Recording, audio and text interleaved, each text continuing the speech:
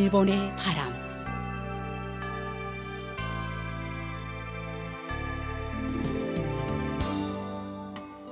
청취자 여러분 안녕하십니까? 일본 정부가 전해드리고 있는 방송 일본의 바람입니다. 저희 방송은 납치 문제를 중심으로 일본과 북조선 관련 뉴스 그리고 일본의 현재 모습과 일본 음악을 보내드리고 있습니다. 아시다시피 일본과 북조선 사이에는 일본인 납치 문제가 여전히 해결되지 않은 현안으로 남아 있습니다. 북조선에 의해 납치된 일본인 가운데 5명은 돌아왔지만 그 밖에 많은 피해자들은 생사 여부조차 모르는 채 아직까지 고향으로 돌아오지 못하고 있습니다. 일본 정부는 북조선 측에 모든 피해자들의 안전을 확보하고 그들을 즉각 귀국시킬 것을 강력히 요구하고 있습니다. 일본과 북조선은 이웃에 있음에도 불구하고 아직까지 공식적으로 외교 관계를 맺지 못하고 있습니다. 일본 정부는 불행했던 과거를 청산하고 납치 문제를 비롯한 여러 현안들을 해결해 국교 정상화를 실현시킬 방침입니다. 그래서 저희 방송에서는 일본과 북조선 사이에 가려놓여 있는 가장 중요한 과제인 일본인 납치 문제를 중심으로 다루고 있습니다.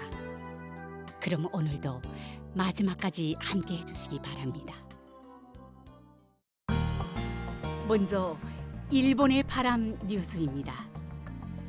11월 26일 도쿄 시내에서 북조선에 의해 납치당한 납치 피해자 가족연락회, 북조선에 납치당한 일본인을 구출하기 위한 전국협의회, 북조선에 납치당한 일본인의 조기 구출을 위해 행동하는 의원연대, 북조선에 의한 납치 피해자를 구출하기 위한 지사모임, 납치 문제 지방의회 전국협의회의 공동 개최로 모든 납치 피해자의 즉각적인 일괄 귀국을 요구하는 국민대집회가 개최되었습니다.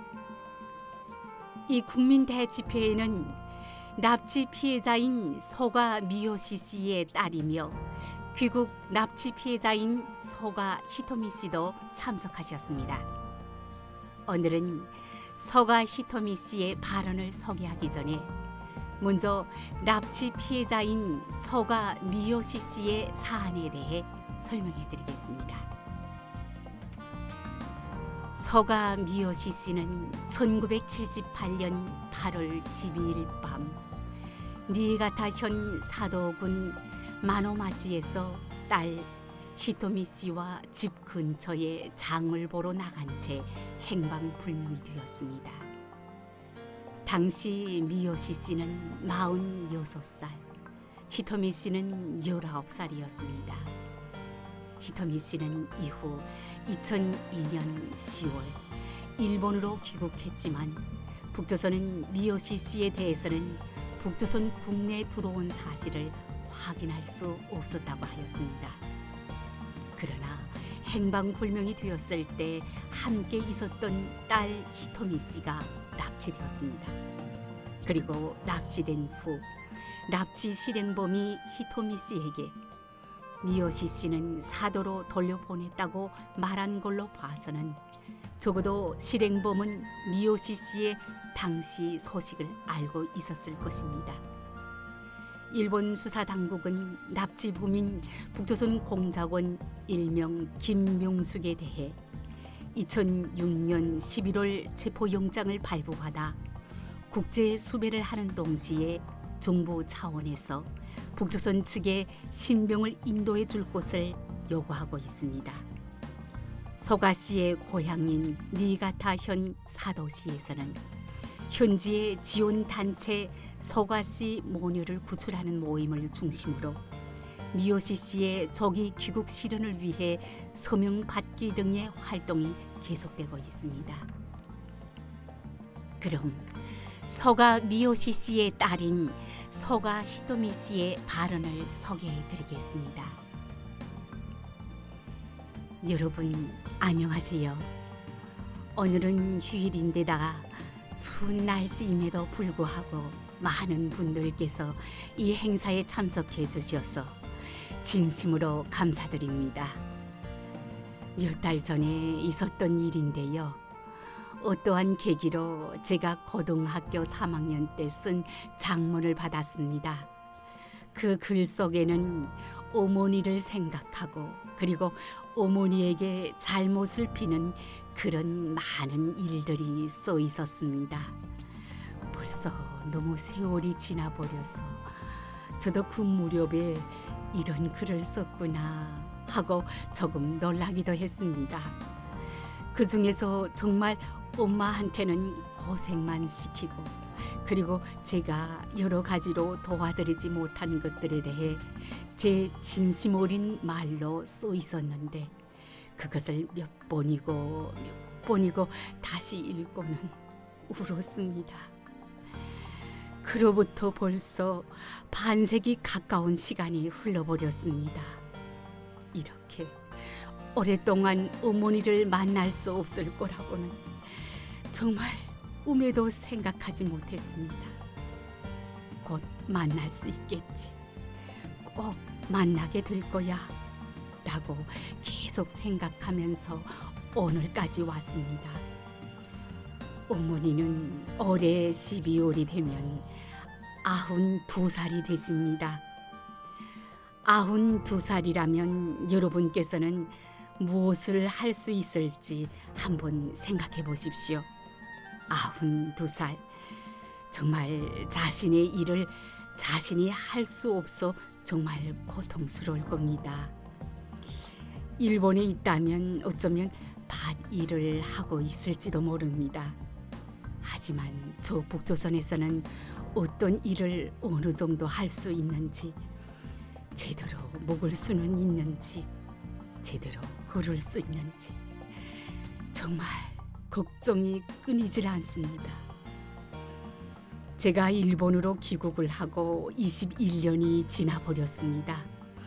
이렇게 오랜 세월 어머니를 만나지 못하고 지금 어머니께서 제 눈앞에 나타나신다고 하더라도 진짜 나의 어머니라고 생각할 수 있을까 하는 생각이 들 때가 있습니다.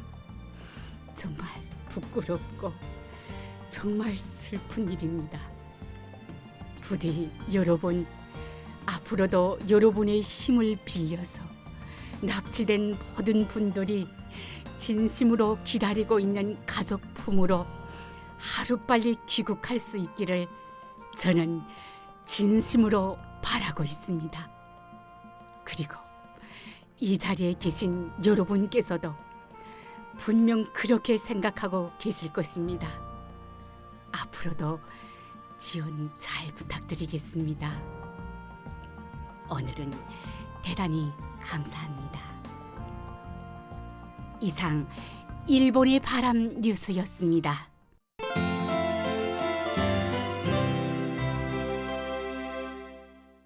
이어서 일본에 살고 있는 북조선 출신인의 일본 문화 소개 코너를 보내드립니다. 북조선의 청취자 여러분, 안녕하십니까? 오늘의 일본 문화 소개 코너에서는 북조선 인권 침해 문제 개발 주관에 대하여 저의 체험과 함께 소개해 드리려고 합니다. 북조선의 청취자 여러분, 일본의 정치 체제는 정치, 사회, 경제, 문화 등 모든 분야에서 법에 따라 통치하는 자유민주주의 체제입니다.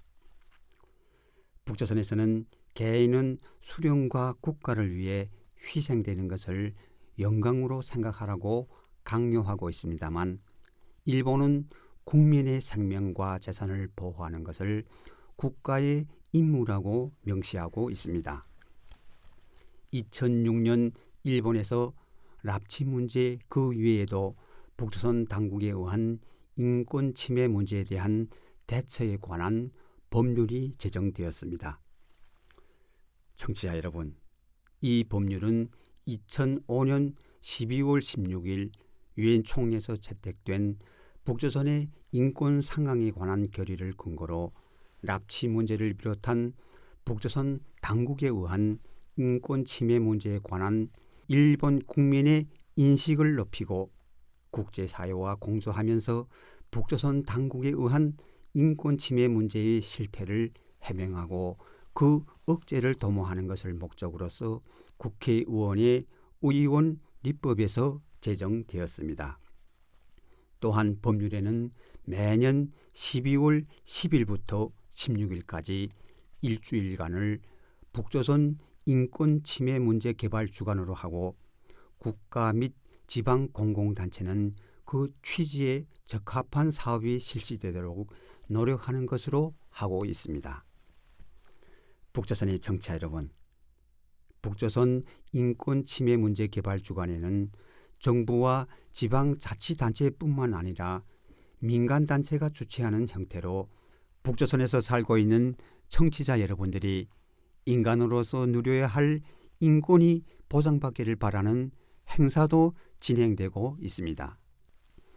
지난 주말 도쿄에 인접하고 있는 가나가와현 요코하마시에서 북조선 귀한사업 64주년을 맞아 북조선 주민들이 인권 개선을 바라는 민간단체가 주최한 인권 용화 축제가 열렸습니다. 이틀간에 걸쳐 열린 영화 축제에는 한국에서 제작된 국군 포로를 그린 다큐멘터리 영화 잊혀진 영웅들 등이 9편의 영화가 상영되었습니다. 그 가운데서 제가 가장 인상에 남은 영화는 바다를 넘은 우정이었습니다.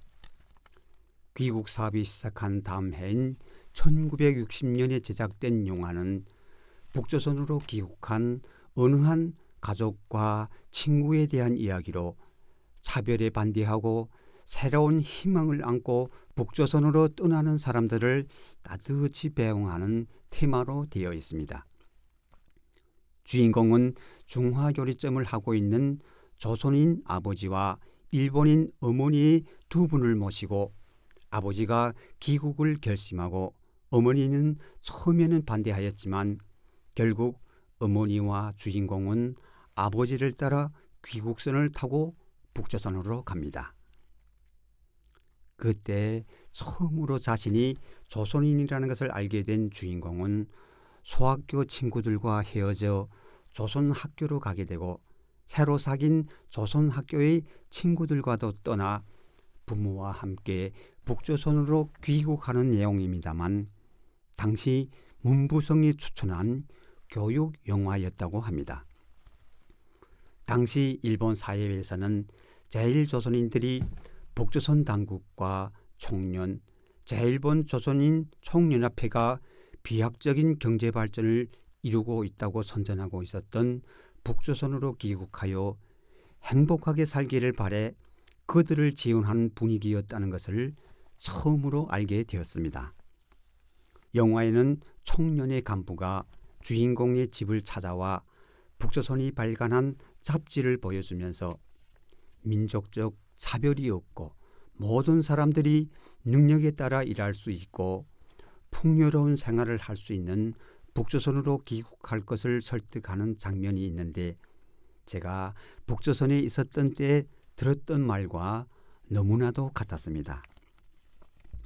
희망과 포부를 안고 북조선으로 귀국한 제1조선인들과 일본인 처들, 그 가족들이 그 후 행복한 생활을 보낼 것을 바라며 영화는 끝이 납니다.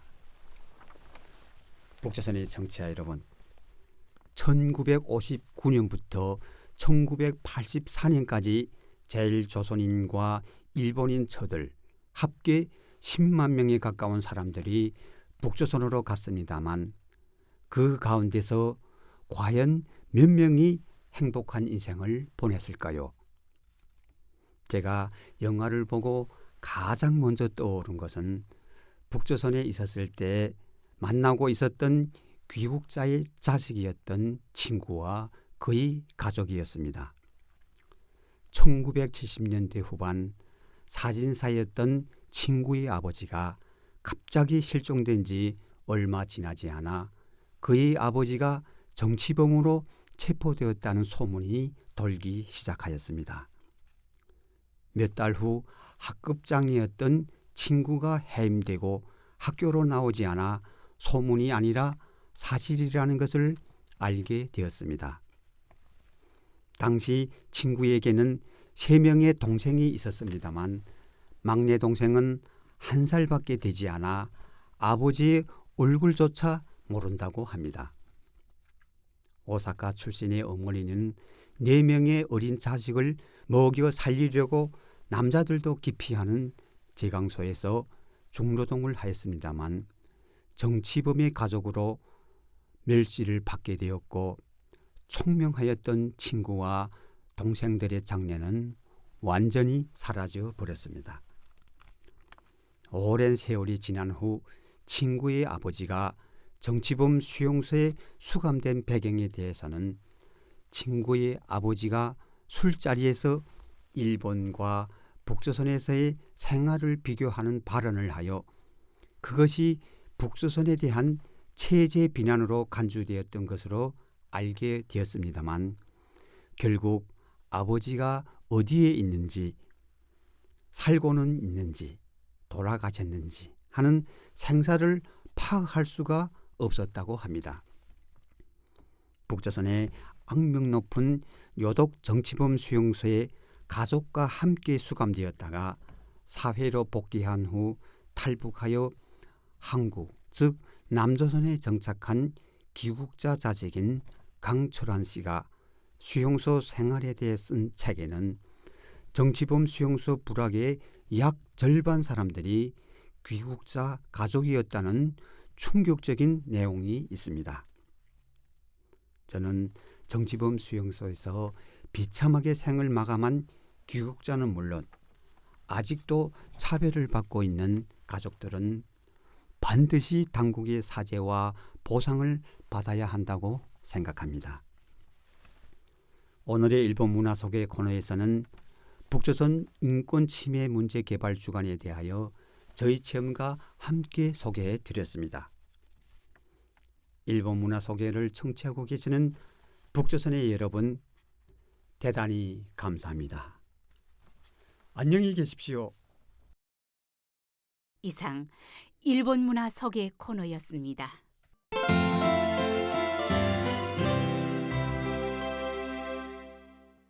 다음은 이번 주의 한국입니다. 이번 주는 1993년의 히트곡 오리지널 러브의 입맞춤, 그리고 1999년의 히트곡 우타다 히카루의 포스트 러브 두 곡을 전해드립니다. 그럼 잘 들어주시기 바랍니다. 실제 단파 라디오 방송에서는 이 시간에 음악을 보내드리고 있으나 이 인터넷판에서는 저작권 문제로 음악 연주를 생략하겠습니다. 양해해 주시기 바랍니다. 오리지널 러브의 입맞춤, 그리고 우타다 히카루의 포스트 러브 두 곡을 들어보셨습니다.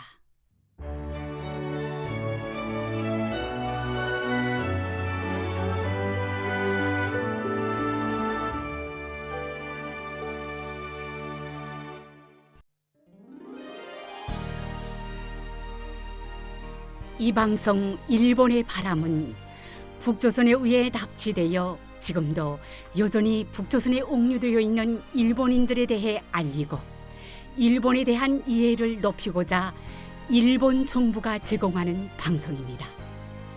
납치 문제 해결은 일본 정부에게 있어 한시라도 빨리 해결해야 할 최우선 과제입니다.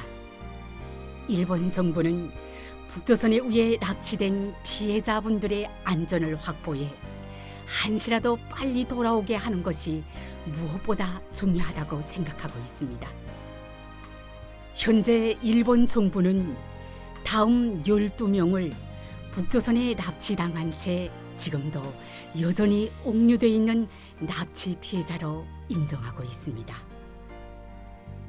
후메 유타카 씨, 요코타 메구미 씨, 마츠모토 교코 씨, 타나카 미노루 씨, 타구치 야에코 씨, 이치카와 슈이치 씨, 마스모토 루미코 씨, 소가 미요시 씨, 이시오카 토오루 씨, 마츠키 카오루 씨, 하라 타다 아키 씨, 아리모토 케이코 씨, 그리고 이 밖에도 납치 가능성을 배제할 수 없는 사람들이 있을 것이라는 인식하에 일본 국내외로부터 정보를 수집하고 관련된 조사 및 수사를 강력히 추진하는 등 진상 규명을 위해 최선을 다해 노력하고 있습니다.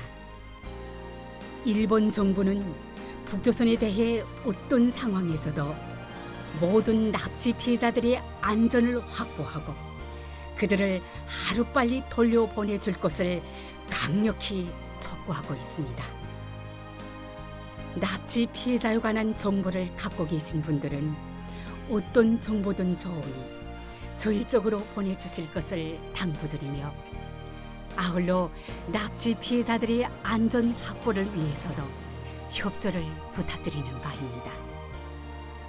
일본 정부는 납치 피해자들의 안전 확보 및 정보 제공에 관한 여러분들의 협조에 감사드리는 바입니다. 그럼 헤어질 시간이 다 된 것 같네요. 다음 시간에 또 뵙겠습니다. 안녕히 계십시오.